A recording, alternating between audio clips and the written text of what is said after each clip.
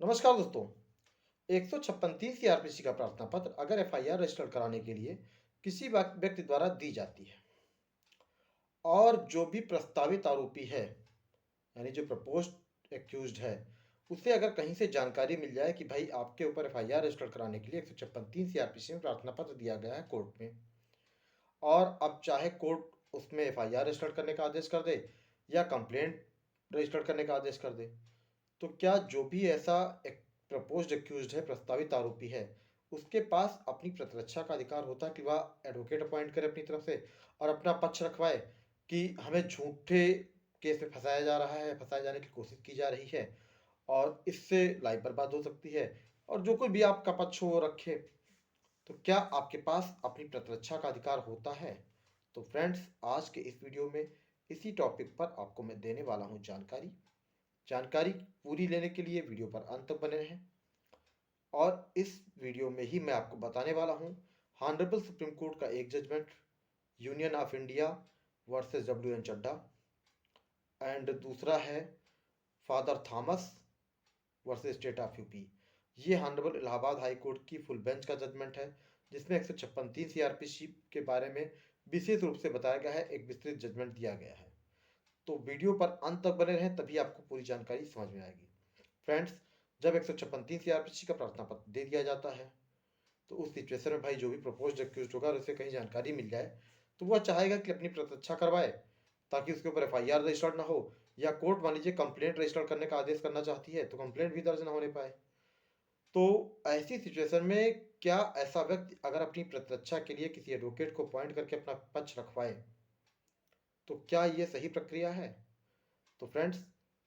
Honourable Allahabad high court की full bench का जो जजमेंट है उसमें कहा गया है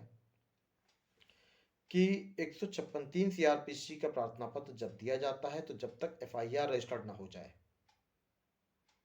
तब तक आप कोई रिट फाइल नहीं कर सकते हैं,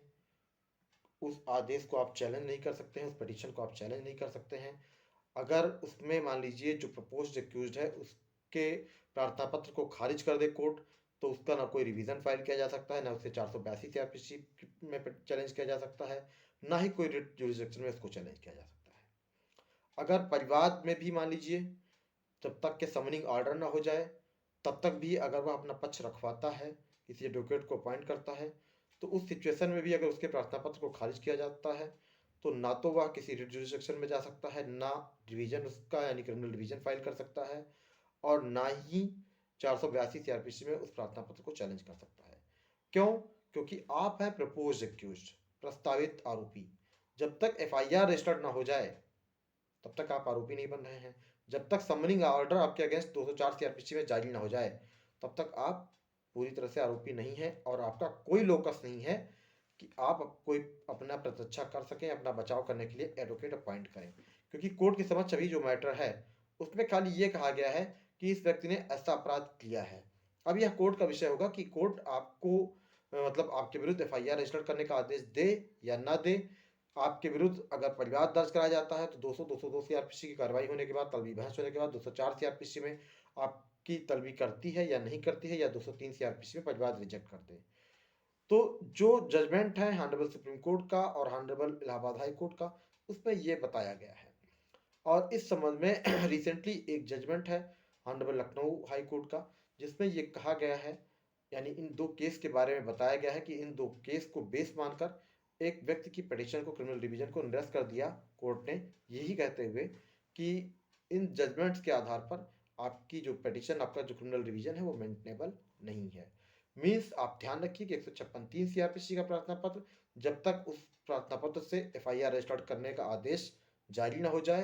यानी एफआईआर जब तक रजिस्टर्ड ना हो जाए, और अगर एफआईआर रजिस्टर्ड हो गई तो रिवीजन करने का उस आदेश का कोई फायदा नहीं मिलने वाला है। उस सिचुएशन में आपको एफआईआर वैसे ही फाइल करनी होगी, और अगर परिवाद में समनिंग हो जाती है तो आप समनिंग ऑर्डर को चैलेंज कर सकते हैं, रिवीजन फाइल कर सकते हैं। लेकिन जब तक समनिंग ऑर्डर जारी नहीं होता है, आप ना तो उस आदेश को, अगर मान लीजिए डिसमिस कर दिया जाता है, आपका एप्लीकेशन डिसमिस हो जाती है, तो ना आपको रिवीजन में चैलेंज कर सकते हैं, ना 482 में चैलेंज कर सकते हैं, ना रिट पे आप जा सकते हैं। तो फ्रेंड्स, जो लखनऊ हाई कोर्ट का जजमेंट है उसकी डिटेल्स आपको मिल जाएंगी डिस्क्रिप्शन में, और आपको जो दोनों और केस मैंने बताए हैं, एक हॉनरेबल इलाहाबाद हाई कोर्ट की फुल बेंच का जजमेंट और दूसरा ऑनरेबल सुप्रीम कोर्ट का जजमेंट, वो उसकी भी डिटेल आपको मिल जाएगी इसी लखनऊ हाई कोर्ट के जजमेंट में ही। तो डिस्क्रिप्शन में आप जजमेंट देख सकते हैं और आपको भविष्य में इससे काफ़ी लाभ मिल सकता है। फ्रेंड्स, अगर वीडियो पर आप आगे भी मान लीजिए चैनल पर बने रहना चाहते हैं तो चैनल को सब्सक्राइब करके नोटिफिकेशन बेल को प्रेस करके रखें, और वीडियो के अगर मान लीजिए कंटेंट पसंद आते हैं तो आप वीडियो को लाइक करें, और चाहे तो अपने फ्रेंड्स के साथ, फैमिली मेम्बर्स के साथ शेयर कर सकते हैं। और